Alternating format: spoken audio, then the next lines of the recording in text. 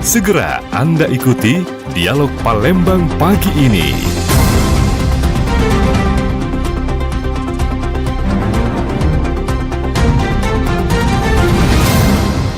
92,4 FM Pro 1 RRI Palembang, kanal informasi dan inspirasi masih terus bersama Anda pendengar dalam rangkaian acara yang kami hadirkan menemani Anda di kesempatan hari ini, hari Jumat 17 Oktober 2025.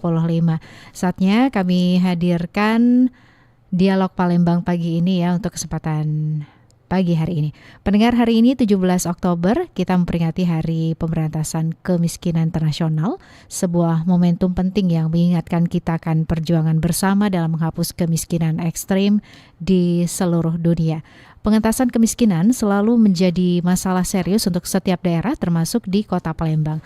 Lalu bagaimana seharusnya upaya yang dilakukan agar kemiskinan ini dapat terus ditekan dengan sejumlah tantangan yang dihadapi. Nanti kita akan bahas lengkapnya dalam Dialog Palembang pagi ini. Anda pendengar yang ingin ikut bergabung ya juga dapat menghubungi kami melalui line telepon kami di 07113699977 atau juga bisa bergabung via WA ya di 082179279090, dan tentunya dialog ini juga dapat Anda saksikan di kanal YouTube Pro 1 RRI Palembang. Juga bisa Anda dengarkan ya via RRI Digital di App Store dan juga Play Store nih. Dan nanti kami juga akan bersama dengan narasumber kami yang hadir langsung ya di studio Pro 1 RRI Palembang sudah bergabung. Ini dua orang narasumber kami, ada Bapak Priyansyah MPD, Kabid Perlindungan Jaminan dan Jaminan Sosial ya Dinas Sosial Kota Palembang, dan juga ada Mary Arisanti SH MSI, ini merupakan Ketua Tim Jaminan Sosial Keluarga Fakir Miskin Dinas Sosial Kota Palembang. Dan nanti kita juga akan bersama dengan Ahmad Irfanza Esos MSI, ini merupakan staf Dinas Transmigrasi dan juga Tenaga Kerja Kabupaten Banyuasin. Baik, pendengar, tentunya kami nantikan peran sertanya untuk bergabung di Dialog Palembang pagi ini ya. Untuk kesempatan pagi hari ini kami langsung saja sapa. Ini dua orang narasumber kami yang sudah hadir langsung di studio Pro 1 RRI Palembang. Saat ini ada Mbak atau Ibu nih panggilnya? Bebas ya. Oke, mohon lebih mendekat ke mic Mbak. Ya, Mbak Mary aja ya. Mbak Mary Arisanti SH MSI, ini merupakan Ketua Tim Jaminan Sosial Keluarga Fakir Miskin Dinas Sosial Kota Palembang. Assalamualaikum Mbak Mary. Waalaikumsalam warahmatullahi wabarakatuh. Kabarnya gimana? Alhamdulillah baik, sehat. Terima kasih untuk waktunya ya Mbak Mary, sudah hadir langsung di studio Pro 1 RRI Palembang. Dan juga bersama dengan ada ini Mas aja ya, Mas Apriansyah ya, MPD Kabid Perlindungan dan juga Jaminan Sosial Dinas Sosial Kota Palembang sudah hadir langsung di studio Pro 1 RRI Palembang saat ini.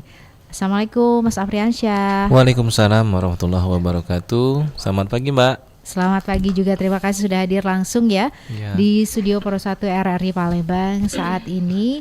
Dan tentunya untuk Anda pendengar yang juga ingin ikut bergabung ya, dapat langsung menghubungi kami melalui line telepon di 07113699977 atau juga bisa bergabung via WA di 082179279090. Dan kami juga saat ini sudah bersama dengan narasumber kami. Ada Mas Ahmad Irfanza Esos MSI, merupakan staf Dinas Transmigrasi dan juga Tenaga Kerja di Kabupaten Banyuasin ya. Sudah hadir langsung Mas Irfan, selamat pagi. Assalamualaikum. Waalaikumsalam, selamat pagi Ibu. Benar, panggil saja saya Irfan. Mas Irfan ya. Baik, ini juga tentunya akan bersama dengan pendengar dalam Dialog Palembang pagi ini. Dan kita akan menyoroti ini seputar tema yang kita hadirkan ya di pagi hari ini, Hari Pemberantasan Kemiskinan, Keadilan Sosial untuk Semua, Sinergi Menuju Indonesia Bebas Kemiskinan. Baik, kita ke Mbak Mary ya. Mbak Mary, ini mungkin boleh disampaikan mengenai program ya, pastinya ini kalau berbicara program pemberantasan kemiskinan apa yang sudah dilakukan oleh Dinas Sosial Kota Palembang ya, Mbak Mary. Iya. Siap. Terima kasih. Saya sapa lagi. Assalamualaikum warahmatullahi wabarakatuh.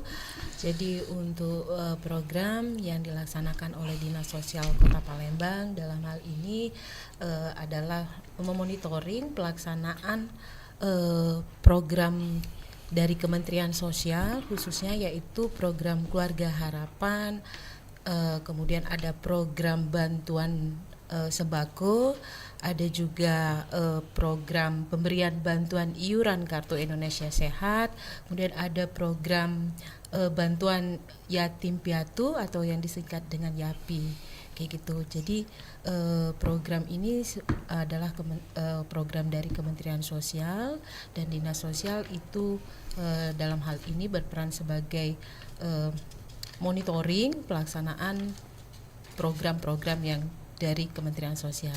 Ya, banyak program yang sudah dibuat ya. Ya. Aplikasinya seperti apa nih penerapannya, Mbak Mary? Ya. Jadi kalau di Kota Palembang itu penerima bantuan ya banyak sudah terdata, alhamdulillah. Kalau untuk penerima bantuan PKH itu terdata sebanyak 44.538 keluarga penerima manfaat yang tersebar di 18 kecamatan dan 106 kelurahan minus kelurahan Komperta. Jadi di dalam pelaksanaan program-program ini Dinas Sosial itu melakukan monitoring penyaluran, bagaimana penyaluran bantuan itu sehingga lebih tepat sasaran, tepat jumlah, dan tepat waktu, seperti itu Mbak. Oke, kalau berbicara mengenai data nih keluarga penerima manfaat, ada berapa banyak jumlahnya? Kalau untuk penerima bantuan yang terdata di tahap 3, jadi bantuan sosial ini disalurkan Kementerian Sosial itu melalui 4 tahap, dan yang melakukan penyalurannya itu vendornya adalah di Kota Palembang adalah Bank BRI. Jadi penyaluran itu di 4 tahap itu dibagi menjadi triwulan 1, 2, dan 3, dan yang terdata di triwulan 3 tahun 2025 ini kalau untuk program Keluarga Harapan itu sebanyak 44.538 keluarga penerima manfaat. Ya. Nah, ini mungkin untuk informasi kepada pendengar kita ya, Mbak Mary dan juga Mas Apri nanti boleh menambahkan ini syarat-syarat untuk penerima manfaat ini apa aja? Ya. Jadi kalau untuk penerima manfaat program Keluarga Harapan, jadi syarat yang harus terutama itu adalah mereka yang terdata di dalam data tunggal sosial ekonomi nasional di dalam desil 1 sampai desil 4. Kalau yang termasuk di dalam desil 1 sampai 5 itu mereka adalah calon penerima bantuan program sembako dan penerima Indonesia Sehat, Kartu Indonesia Sehat. Oke, Mbak Mary, ini kan sudah ada di desil 4 ya. Evaluasi seperti apa nih terhadap program-program yang sudah dilakukan? Ya, jadi kalau untuk evaluasinya, jadi kita itu juga melakukan monitoring. Jadi melalui kawan-kawan pendamping PKH itu melakukan edukasi kepada keluarga penerima manfaat. Dalam hal ini melakukan P2K2 atau pertemuan peningkatan kemampuan keluarga atau Family Development Session. Di dalam pertemuan itu kita mengedukasi atau memberikan sosialisasi kepada keluarga penerima manfaat bagaimana mengatur ekonomi di dalam keluarga, bagaimana mengatur bantuan yang diterima dimanfaat ke semaksimal mungkin di dalam pertemuan itu, dan yang titik paling berat yang goal yang harus kita masyarakat itu harus benar-benar adalah mereka keluar dari kemiskinan. Bagaimana mindset mereka itu kita rubah sehingga mereka jangan tergantung dengan bantuan sosial, karena ini sifatnya bantuan, bukan kadang-kadang masyarakat nih, Bu, kok tahap ini saya nggak diterima ya, tahap kemarin saya masih terima, itu kenapa? Jadi tugas kita memang bersama-sama dengan kawan-kawan pendamping PKH itu melakukan mengedukasi, mensosialisasikan bahwa ini sifatnya sementara, bantuan bukan bersifat tetap seperti itu. Jadi masyarakat memang kita edukasi untuk bisa keluar dari kemiskinan seperti itu. Ya, nah ini kalau kita berbicara mengenai pembinaan yang mungkin telah dilakukan teman-teman di Dinas Sosial Kota Palembang gitu ya, seperti apa nih untuk pembinaan yang sudah dilakukan? Pembinaan yang dilakukan untuk penerima manfaat Iya, itu. betul. Ya. Jadi selain kita juga mengedukasi melalui tadi P2K2, kita juga memberikan edukasi seperti pemberdayaan masyarakat. Dalam hal ini mereka kita latih dengan bisa dalam hal ini pemberdayaannya, dalam hal ini memberikan pelatihan bagaimana masyarakat penerima manfaat itu bisa keluar, terutama mereka yang sudah memiliki embrio usaha agar usahanya lebih maju, sehingga mereka tidak hanya secara sosial ekonomi taraf kesejahteraannya meningkat, tapi juga mereka bisa membuka lapangan pekerjaan untuk masyarakat di sekitar penerima manfaat itu. Gitu. Baik, kita ke Mas Ipan ya. Mas Ipan, ini kalau berbicara mengenai pemberantasan kemiskinan, di mana keadilan sosial untuk semua sinergi menuju Indonesia bebas kemiskinan ini juga menjadi topik kita yang dihadirkan dalam dialog Palembang pagi ini. Apa program pelatihan dan juga pengembangan yang sudah disiapkan ya dari Dinas Transmigrasi dan juga Tenaga Kerja di Kabupaten Banyuasin? Oke, terima kasih. Sebenarnya sesuai dengan tema kita ini kan memperingati Hari Kemiskinan, dan tentu juga kemiskinan ini sangat erat kaitannya dengan yang namanya pengangguran, karena seperti dua sisi mata uang yang sama gitu kan. Nah, cara kita dari Disnaker Banyuasin itu sendiri adalah bagaimana masyarakat Banyuasin itu untuk mendapatkan kesempatan kerja yang banyak, sehingga dengan kesempatan kerja ini dapat setidaknya mengurangi angka pengangguran tersebut. Program-program yang telah dilakukan oleh Disnaker Banyuasin itu banyak sekali, Bu. Salah satunya adalah kita dalam setahun sekali itu selalu melaksanakan pameran pasar kerja atau bursa kerja yang biasa kita sebut dengan job fair. Nah, job fair itu adalah bagaimana kita dari dinas sendiri itu menjembatani pertemuan antara pencari kerja dan pemberi kerja di suatu lokasi, sehingga di situ adanya interaksi untuk mendapatkan pekerjaan sesuai dengan minat, bakat, dan juga keinginan dari pencari kerja tersebut. Selain job fair, dinas kita juga mengadakan pelatihan nih, Bu, gitu. Nah, pelatihan ini kita buat, ini ada yang namanya itu Balai Latihan Kerja. Nah, jadi kita mengharapkan bahwa masyarakat khususnya para teman-teman lulusan SMA, SMK atau sarjana ini bisa mendapatkan skill, sehingga itu diharapkan dapat diterima kerja, baik itu sektor formal ataupun sektor informal, sehingga ini dapat menekan yang namanya angka pengangguran tersebut. Selain job fair, selain pelatihan, kita juga menempatkan masyarakat yang membutuhkan pekerjaan ini melalui beberapa kegiatan seperti program pemagangan, baik itu di dalam negeri ataupun di luar negeri, atau juga penempatan tenaga kerja migran Indonesia. Itu semua kami lakukan agar masyarakat khususnya di Kabupaten Banyuasin dapat terserap. Karena tadi tingkat kesejahteraan itu akan menunjukkan apabila tingkat ekonomi masyarakat itu membaik, dan tentu dapat meningkatkan derajat hidup masyarakat. Seperti itu. Ya. Nah, ini kalau berbicara mengenai kesempatan kerja ya, Mas Ipan ya. Mungkin ada strategi khusus yang sudah dilakukan di Disnaker Kabupaten Banyuasin ya. Ini apa bentuknya, mungkin boleh disampaikan untuk pendengar kita. Ya, tentu juga sebagai Dinas Tenaga Kerja kita juga selalu berkolaborasi dengan stakeholder terkait gitu kan, seperti ya beberapa teman-teman dari perusahaan ataupun juga teman-teman dari instansi terkait gitu kan.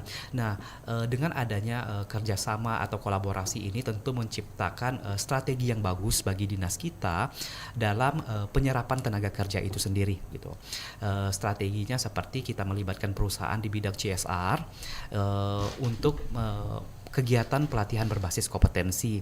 Kita juga melibatkan dalam swasta itu ada namanya P3MI, Bu. Kalau di tingkat pemerintah itu kan BP3MI. Nah, kita selalu berkolaborasi mengedukasi masyarakat dan door to door gitu untuk ayo kita bekerja gitu dengan cara meningkatkan skill, dengan cara terus belajar sehingga ini bisa membuat masyarakat menjadi berdaya gitu. Sehingga dinas kita selalu memberikan informasi itu bahwa tidak ada yang namanya tidak ada pekerjaan gitu. Semua ada asal ada kemauan, seperti itu. Ada metode atau strategi khusus mungkin Mas Ivan untuk pihak transmigrasi dan juga tenaga kerja ya, membantu mencari kerja dalam menemukan pekerjaan yang sesuai dengan keterampilan dan minat mereka? Oke. Metode khususnya adalah kita selalu lagi-lagi balik lagi Ibu gitu kan. Para pencari kerja ini berusaha untuk mendapatkan pekerjaan sesuai dengan minat, bakat dan kemampuan mereka gitu kan. Nah, metode kita adalah tadi gitu. Kita selalu menawarkan dengan program-program pelatihan yang kita berikan gitu. Misalnya mereka memiliki passion di bidang kuliner. Maka dari itu dinas kita menyediakan pelatihan berbasis kompetensi pembuatan roti dan kue. Misalnya lagi mereka memiliki kemauan di bidang passion atau tata busana. Itu kita sediakan program pelatihan menjahit gitu, atau garment gitu kan. Nah, dari situ kita juga melihat bukan hanya melihat untuk pemenuhan penyerapan tenaga kerja gitu, tapi juga kita lihat bagaimana masyarakat ini, para pencari kerja ini memang benar-benar bekerja sesuai dengan kemampuan mereka. Maka dari itu metodenya tadi selain sesuai dengan minat bakat para masyarakat itu, kita juga selalu memberikan informasi, kita selalu berkolaborasi dengan teman-teman perusahaan. Kalau ada lowongan kerja dibuka, silakan informasikan ke kita biar kita bisa menyebarkan ke masyarakat gitu. Dan itu tergantung dari pilihan masyarakat itu sendiri. Mau silakan dilamar seperti itu. Kalau tidak ya mungkin ada kesempatan yang lebih baik lagi seperti itu. Ya, sejauh ini Mas Ivan untuk pelatihan yang paling banyak diminati oleh masyarakat di Banyuasin ini yang mana? Bidang apa? Ya, BLK kita itu memiliki 8 kejuruan. Tentu yang paling banyak peminat ya adalah COA atau perpanjangan itu komputer operator gitu kan ya, kursus komputer gitu. Ya mau tidak mau ya itu yang paling banyak diminati. Satu kelas itu biasanya kita kuotanya itu ada 16 orang, 16 peserta. Namun yang mendaftar itu bisa sampai 200-an gitu. Maka dari itu di sini ya kita tidak bisa berdiri sendiri gitu kan. Kita membutuhkan ya dukungan bukan cuma dari pemerintah APBD gitu, tapi juga APBN ataupun juga dari stakeholder terkait gitu. Selain COA, kita juga yang paling banyak peminat itu garment, menjahit pakaian dengan mesin. Karena ada rencana Ibu, dinas kita akan menempatkan ini ada 3 cara. Yang pertama itu AKL, antar kerja lokal. Ini menempatkan di sekitar wilayah kita. Yang kedua AKAD, antar kerja daerah. Nah, ada rencana ini teman-teman yang mengikuti pelatihan menjahit akan kita salurkan ke perusahaan garmen di Semarang seperti itu. Selanjutnya itu akan antar kerja antar negara. Nah, itu untuk teman-teman yang mau menjadi PMI. Jadi kita bukan cuma melatih, tapi juga kita berusaha untuk menempatkan tenaga kerja tersebut. Sehingga sayang kalau misalnya pelatihan itu tidak bisa dikembangkan gitu. Seperti itu, Bu. Ya, baik.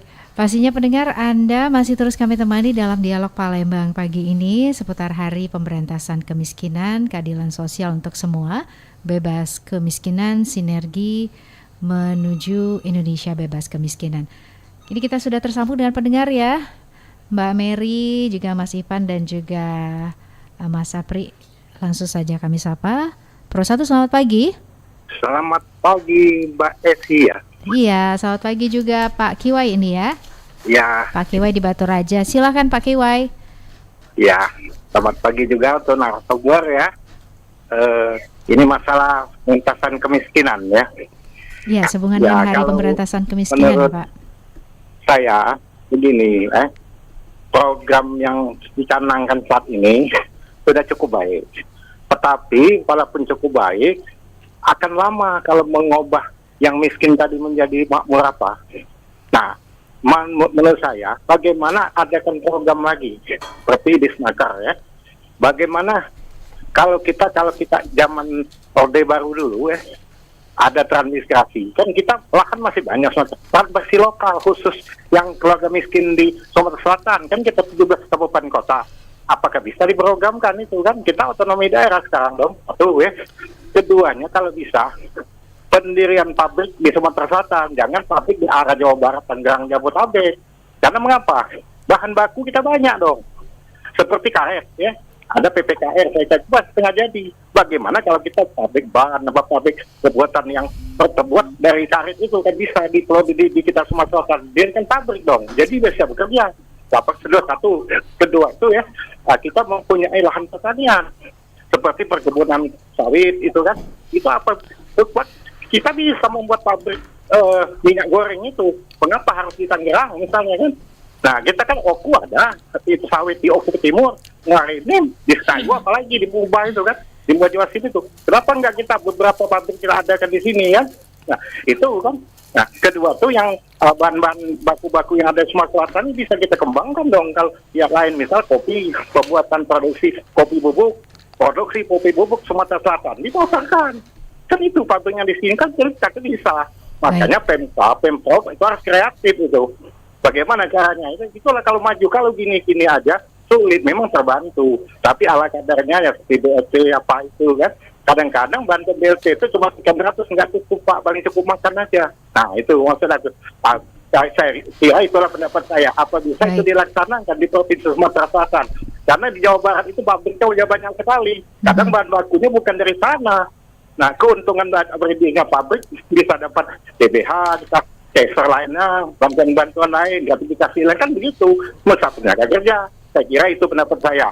Terima kasih. Assalamualaikum. Waalaikumsalam warahmatullahi wabarakatuh. Dari Batu Raja ada Pak Kiwai ya, banyak hal yang disoroti Pak Kiwai, di mana tadi Pak Kiwai juga sudah menyebutkan kalau sebenarnya program udah cukup baik gitu ya, tapi bisa nggak ada program baru seperti itu yang bisa dilakukan. Gimana Pak Mas Ipan mau berkomentar langsung untuk apa yang disampaikan Pak Kiwai? Boleh.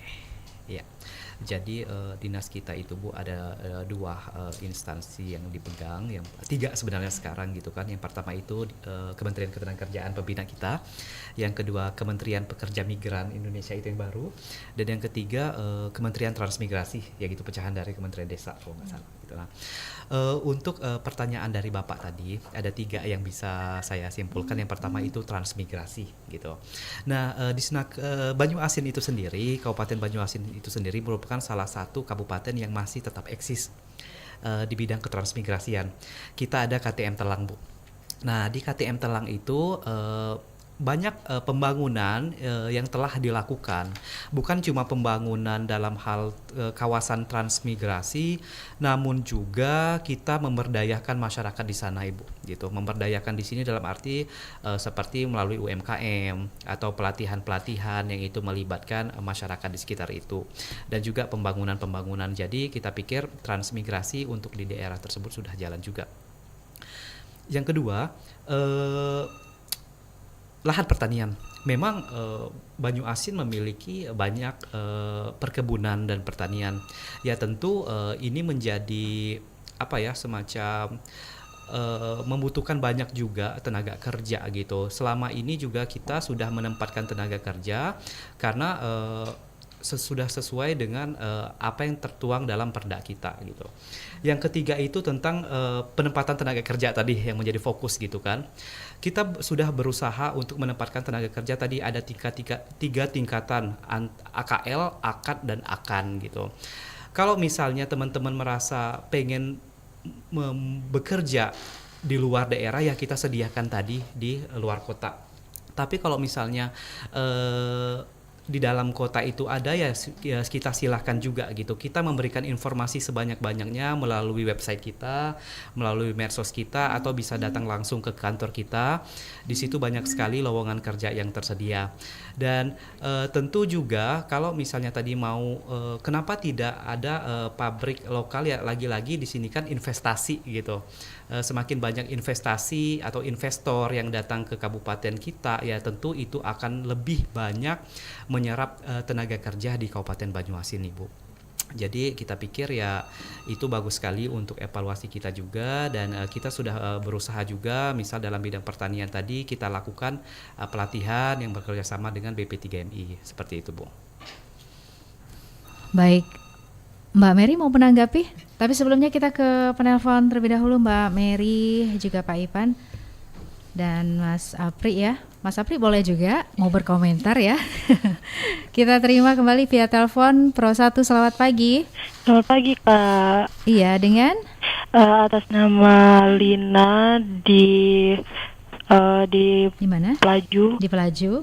Izin bertanya Kak. Silakan. Mengenai program magang ke Jepang. Itu untuk persyaratan dan kuotanya itu berapa dan apa saja syaratnya Kak? Baik. Serta untuk pendaftarannya itu melalui via apa ya Kak? Oke, terima kasih ya Mbak Iya, Lina di terima Pelaju. kasih. Selamat pagi, Assalamualaikum. Salam.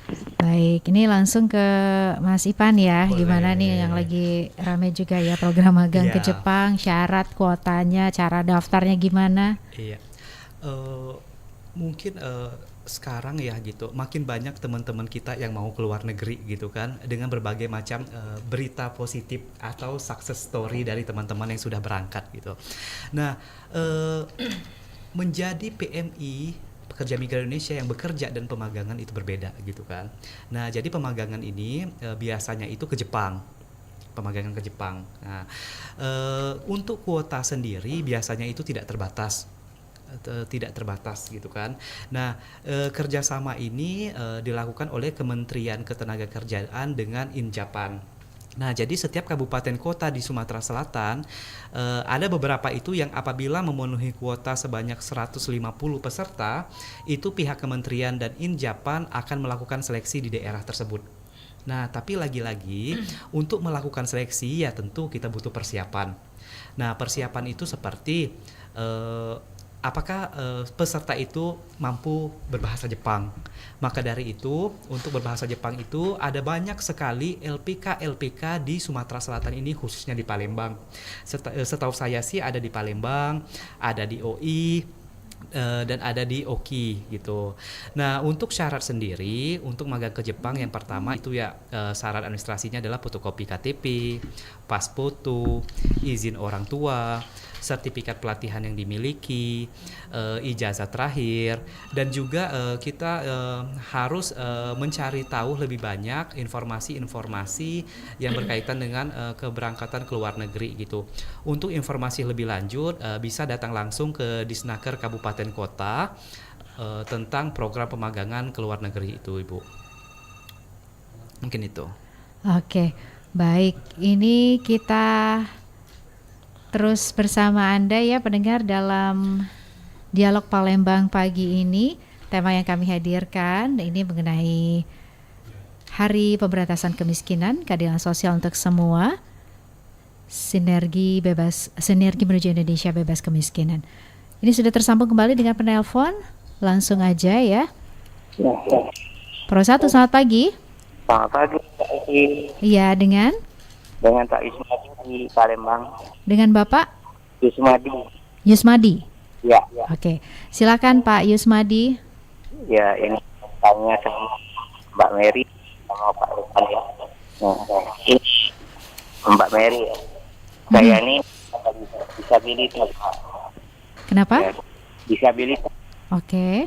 Ya, disabilitas. Kemarin gitu kan yang pulang tahun saya pernah bantuan ke Kominfo saya, bantuan ya aktivitas saya ngejita ya. Jadi Ya. Pak Yusmadi, suaranya kurang begitu jelas nih, mohon bisa diulang kembali. Iya Mbak, Mm-mm. saya paling lewat mengajukan bantuan di Kominfo Pak ya. Mengajukan bantuan ya. Ya untuk bantuan perawatan masa. Nah dari Kominfo itu diajukan suruh ngajukan dinas sosial. Nah saya hubungi sosial kota belum ada tanggapan. Jadi kebetulan saya berapa di aktivitas saya itu masjid, Pak. Ya, jadi saya sangat membutuhkan itu. Sedangkan untuk bantuan lain di PKH atau yang lain belum pernah dapat. Itu Mbak yang. Nah untuk masjid, ya pertanyaan Mbak, Pak ya, ini kami itu kalau ada kami mohon perhatian kalian terutama apa Pak ya. Nah, Oke, Pak Jusmadi. Ya, ini yang bisa kita tangkap cuma Pak Jusmadi ini mengajukan bantuan seperti itu ke Dinas Sosial ya. Ini Pak Mas Apri mungkin mau langsung menanyakan gimana nih untuk lebih detailnya gitu ya. Ada informasi tambahan apa yang perlu kita gali dari Pak Jusmadi? Ya, ini saya ini mohon bantuan untuk fasilitas untuk belajar. Oke. Masa situ biar seragaman dan kopi yang ini. Baik. Sama ini belajarin dari mandiri kan, belajarnya Untuk itu. baik. Belum ada pelatihan. Untuk disabilitas tadi utamanya ya. Ya. Baik. Ya itu aja. Pak Jusmadi. Mas Ivan, itu Mbak Mary, mohon penjelasannya. Terima kasih Pak. Waalaikumsalam warahmatullahi wabarakatuh. Ini yang kita tangkap ya Pak Jusmadi ini mengajukan bantuan ke Dinas Sosial tapi belum ditanggapi seperti itu. Untuk teman-teman yang disabilitas prosesnya seperti apa nih? Mungkin ada informasinya dari Mas Apri atau Mbak Mary, silakan. Baik, terima kasih Mbak. Terima kasih pada Pak Jusmadi yang telah langsung bertanya kepada kami. Mungkin sedikit kami sampaikan bahwasanya untuk proses bantuan baik itu PKH maupun bantuan lainnya di Dinas Sosial Kota Palembang tentunya ada tahapan-tahapan seperti itu. Jadi untuk bantuan PKH yang telah disampaikan oleh Bu Mary tadi itu harus memenuhi 4 komponen terlebih dahulu. Yang pertama di sana mungkin ada ibu hamil atau balita. Kemudian yang kedua itu ada anak yang bersekolah SD, SMP dan SMA. Kemudian ada yang ketiga ada disabilitas maupun yang keempat itu adalah lansia. Nah, setelah memenuhi komponen itu ada syarat lain juga, harus berada di desil yang disampaikan Bu Mary tadi. Kalau untuk bantuan PKH itu berada di desil 1 sampai dengan desil 4. Kemudian untuk desil 5 itu bisa mengajukan bantuan sembako ataupun PBI kesehatan. Nah, jadi di sini kami informasikan juga untuk mengajukan bantuan PKH maupun sembako tersebut sekarang ini tidak perlu langsung datang ke Dinsos. Jadi itu bantuan itu bisa diajukan melalui 2 cara. Yang pertama melalui kelurahan, operator SIG-NG. Kemudian bisa melalui mandiri yaitu dengan mendownload aplikasi Cek Bansos. Jadi masyarakat sangat bisa dipermudah untuk proses pengajuan tersebut. Dan pengajuan tersebut juga itu bisa diajukan di awal bulan, setiap bulannya itu tanggal 1 sampai dengan tanggal 11 untuk bisa diajukan di proses seperti itu. Kemudian untuk bantuan kayak disampaikan Bapak mungkin disabil itu bisa mengajukan syarat melalui bidang rehabilitasi sosial Dinas Sosial Kota Palembang dengan melengkapi pengajuan-pengajuannya seperti itu, bisa datang untuk mungkin dapat kursi roda seperti itu. Jadi harus dipenuhi beberapa syarat terlebih dahulu. Tapi kalau yang untuk bantuan PKH itu bisa langsung mandiri maupun ke kantor lurah. Baik, terima kasih Mas Sapri penjelasannya. Mas Sapri, Mbak Mary juga Mas Ipan, nanti kita akan lanjut lagi ya. Kita jeda sebentar. Pendengar juga pastinya tetap terus bersama kami di 92,4 FM Pro 1 RRI Palembang, kanal informasi dan inspirasi. Masih bersama Anda, Dialog Palembang pagi ini hanya di Pro 1 RRI Palembang.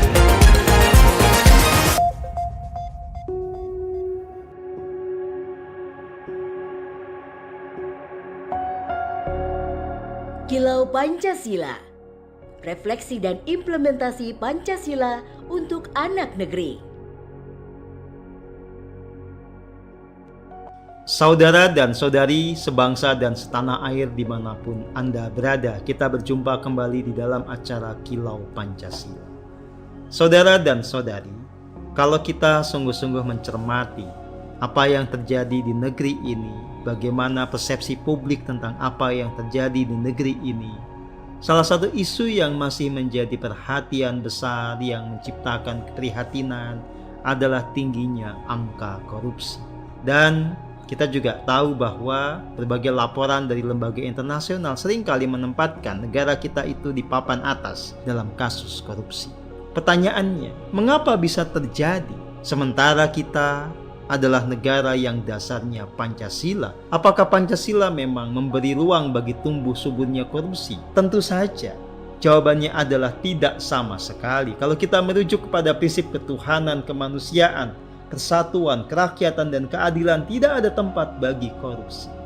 Jadi korupsi adalah sebuah bentuk perilaku yang menyimpang dari nilai luhur Pancasila.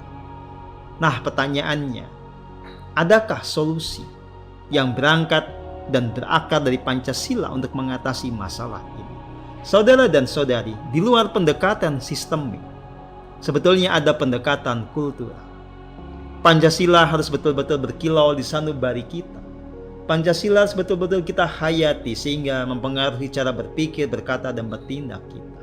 Kalau kita menghayati ketuhanan yang Maha Esa, kita akan tahu bahwa sebetulnya dari sanubari kita yang paling dalam senantiasa ada tuntunan dalam bersikap dan bertindak. Dari sanubari yang paling dalam sebetulnya selalu ada kekuatan kasih yang murni yang membawa kebahagiaan sejati.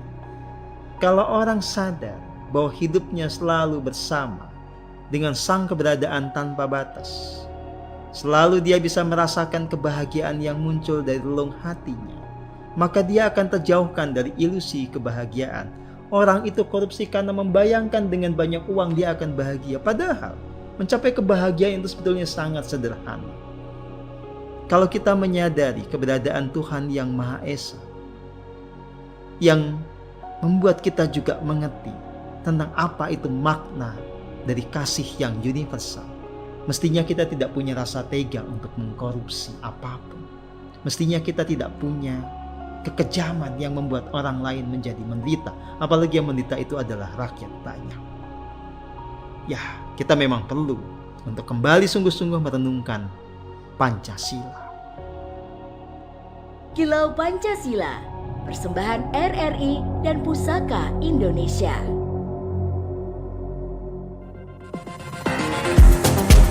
Masih bersama Anda, Dialog Palembang pagi ini hanya di Pro 1 RRI Palembang.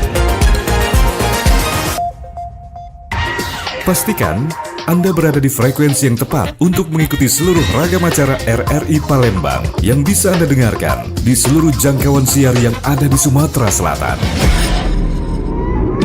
Pro 1 RRI Palembang 92,4 MHz, Pro 2 91,6 MHz, Pro 4 88,4 MHz, Pro 5 89,2 MHz, Pro 3 93,7 MHz.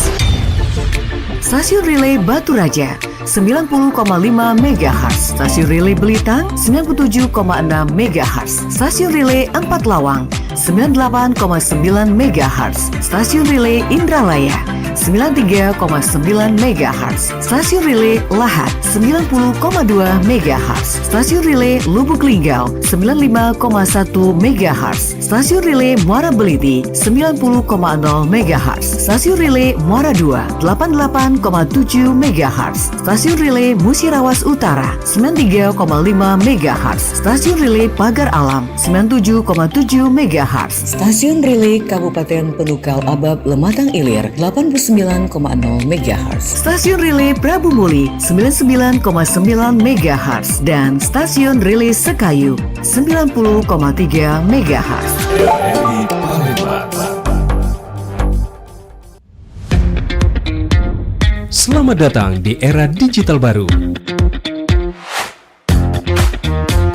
RRI News kini hadir di genggaman Anda dengan aplikasi mobile terbaru. Temukan berita online terkini, cepat, dan terpercaya langsung dari perangkat Anda dengan fitur pembaruan berita real time dari aplikasi mobile RRI News. Anda tak akan pernah ketinggalan informasi. Nikmati kemudahan akses berita nasional dan internasional, berita terpopuler, dan video berita terbaru kapan saja dan di mana saja. Dilengkapi dengan teknologi terkini, aplikasi mobile RRI News memberikan pengalaman membaca yang lebih baik. Dapatkan notifikasi berita penting langsung di layar ponsel Anda. Jelajahi kategori berita yang Anda minati, mulai dari politik, ekonomi, budaya, hingga olahraga. Anda juga bisa berbagi berita penting kepada teman dan keluarga melalui media sosial dan aplikasi pesan, menjaga Anda tetap terhubung dengan dunia di sekitar Anda. Memiliki jaringan lebih dari 80 microsite tersebar dari Sabang sampai Merauke, serta memiliki tren pembaca yang semakin meningkat. RRI News menghadirkan liputan berita terlengkap dan terkini dari seluruh Indonesia. Unduh sekarang di Google Play dan App Store aplikasi mobile RRI News, membawa dunia ke dalam genggaman Anda. Aplikasi mobile RRI News, berita terkini dan terpercaya dalam genggaman Anda. RRI Digital dengan tampilan baru, berbagai konten kolaborasi dari berbagai program nasional, termasuk siaran visual langsung, siaran radio langsung, daftar putar musik, podcast, berita video, dan berbagai fitur interaksi pengguna dalam permainan. Berbagai konten menarik seperti suka, komentar, dan berbagi, serta obrolan langsung dengan penyiar dan pengguna. Pesan langsung dan fasilitas obrolan pribadi antara pengguna aplikasi juga tersedia. RRI Digital tersedia di Google Store dan App Store. RRI Digital.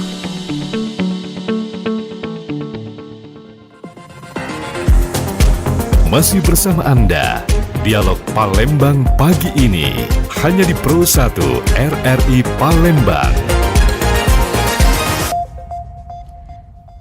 Terima kasih pendengar terus bersama kami di 92,4 FM Pro 1 RRI Palembang, kanal informasi dan inspirasi. Kami masih terus hadir menemani Anda dalam rangkaian Dialog Palembang pagi ini ya, bersama dengan narasumber kami yang hadir di studio Pro 1 RRI Palembang. Saat ini ada Mbak Mary Arisanti SH MSI yang merupakan Ketua Tim Jaminan Sosial Keluarga Fakir Miskin Dinas Sosial Kota Palembang, dan juga ada Mas Apriansyah MPD Kabid Perlindungan dan juga Jaminan Sosial Dinas Sosial Kota Palembang, dan juga ada Mas Ahmad Irfanza SOS MNC, staf Dinas Transmigrasi dan juga Tenaga Kerja di Kabupaten Banyuasin. Nah, untuk Anda pendengar yang juga ingin ikut bergabung ya, silakan kami tunggu peran sertanya. Bisa langsung menghubungi kami melalui line telepon di 0711369977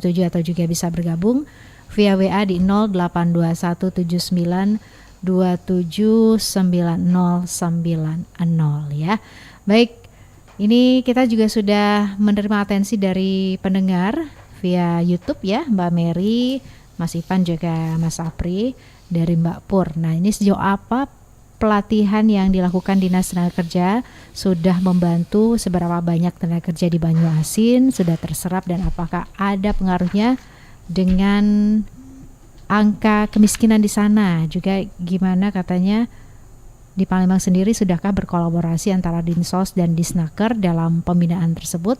Dan sudah berdampakkah dengan penurunan angka kemiskinan di Palembang? Kita ke Mas Ipan terlebih dahulu, silakan Mas. Ya, terima kasih Ibu. Kita di tahun 2024 ya, kita melaksanakan itu hampir 20 paket kejuruan atau 20 kelas. Dari 20 paket itu terdapat 16 peserta, jadi total itu ada 320 peserta yang kita latih. Di tahun 2025 ini ya kita paham juga kan, efisiensi juga gitu. Kita melatih sekitar 64 peserta Ibu, itu dari 4 paket kejuruan. Satu paketnya itu adalah kolaborasi dengan CSR PT Sawit Mas Sejahtera. Nah, jadi satu paket itu sudah selesai di 2 minggu yang lalu. dari 16 peserta dari program CSR itu terserap tenaga kerja itu ada 9 orang dari 16 itu gitu. Nah, penyerapan ini karena ini pelatihan pembuatan roti dan kue, tentu penyerapannya juga berhubungan dengan pekerjaan informal seperti itu. Nah, sedangkan 3 paket kejuruannya itu kita tawarkan adalah komputer operator, menjahit pakaian dengan mesin, dan juga desain grafis. Ini baru selesai beberapa hari yang lalu dengan melatih 32 peserta. Seperti itu, Ibu. Nah, lanjut pertanyaan tadi, apakah teman-teman yang dilatih ini memiliki pengaruh terhadap tingkat pengangguran atau juga berpengaruh dalam hal pengurangan kemiskinan itu juga gitu.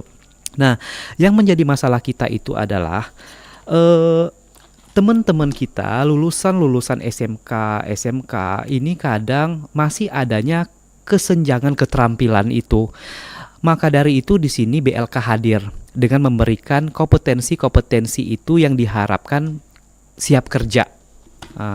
Siap kerja sehingga dengan adanya kompetensi itu para peserta ini yang sudah dilatih itu akan siap untuk bekerja gitu.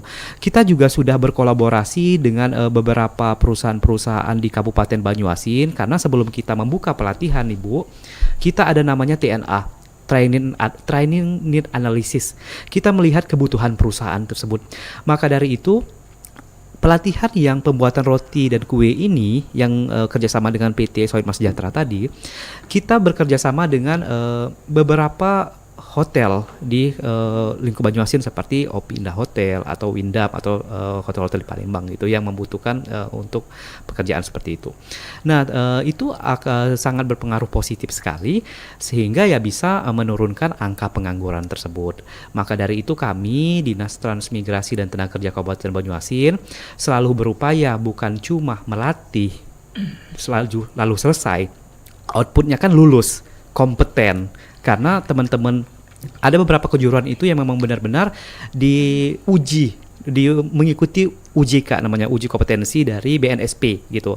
Tapi bagi kami itu tidak cukup hanya sekedar lulus gitu. Itu cuma output, kami butuh outcomes lebih dari itu.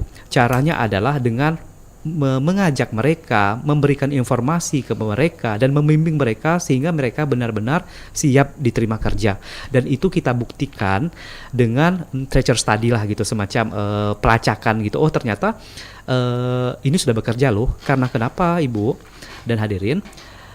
Itu akan menjadi evaluasi untuk kita.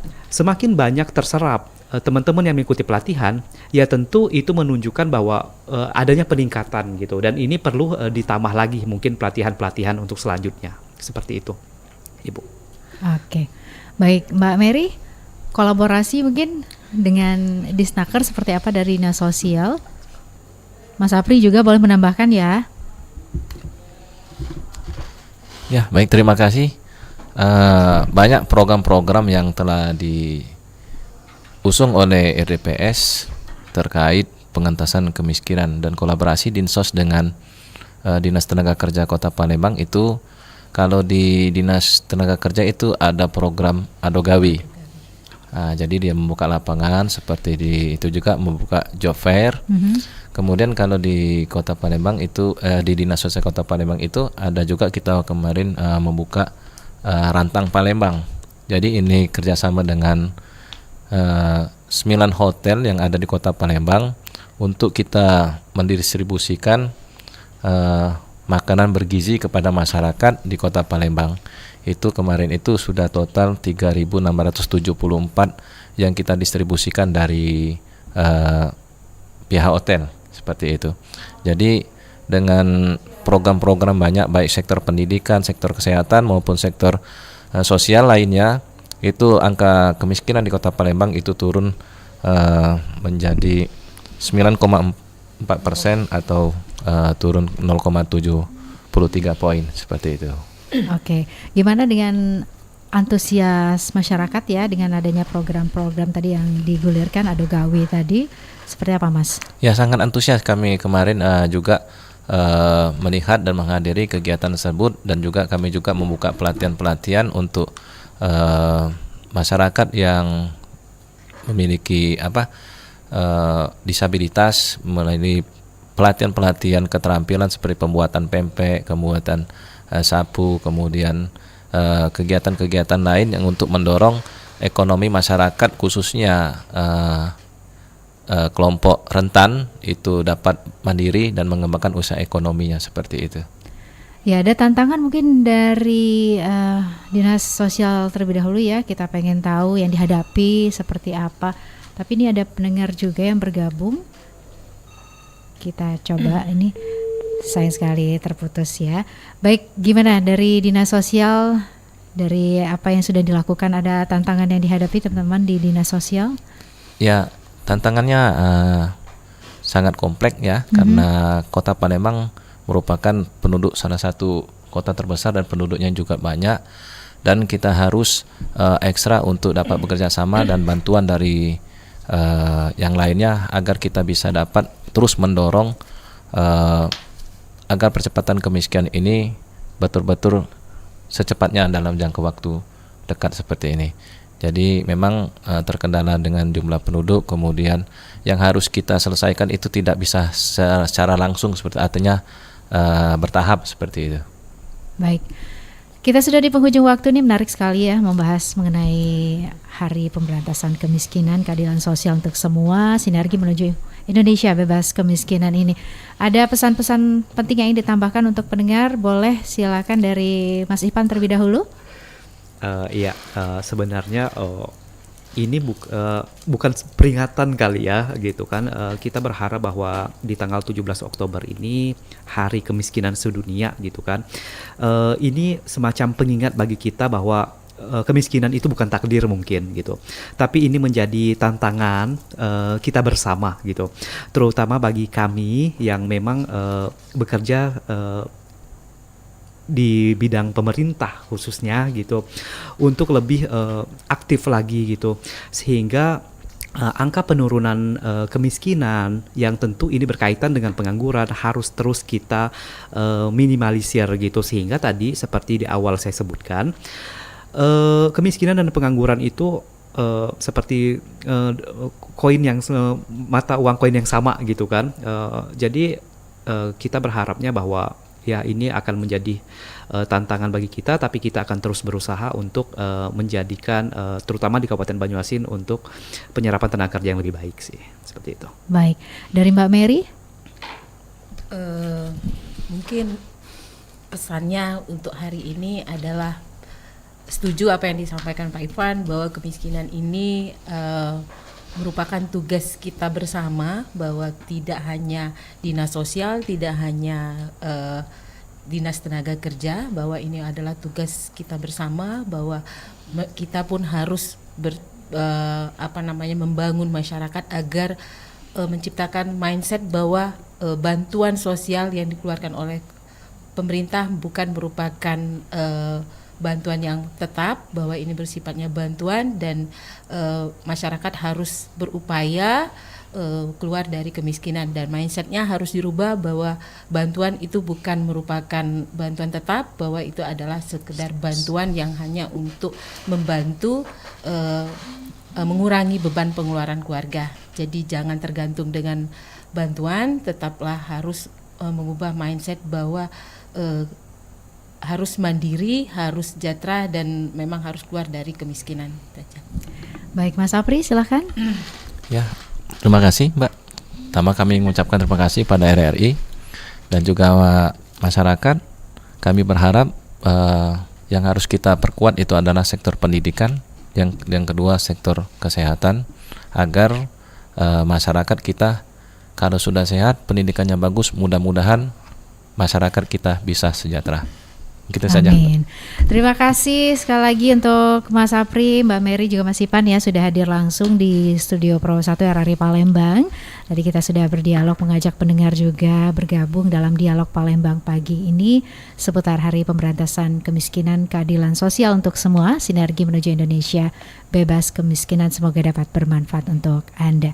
Dan pendengar, hingga di sini kebersamaan Esi ya, mewakili teman-teman yang bertugas saat ini dalam dialog Palembang pagi ini untuk hari ini Jumat 17 Oktober 2025. Terima kasih untuk minat dengar Anda. Tetap terus bersama kami untuk mengikuti rangkaian acara kami selanjutnya. Pukul 9 nanti Anda akan kami temani dalam program Halo RRI. Baru saja Anda ikuti Dialog Palembang pagi ini.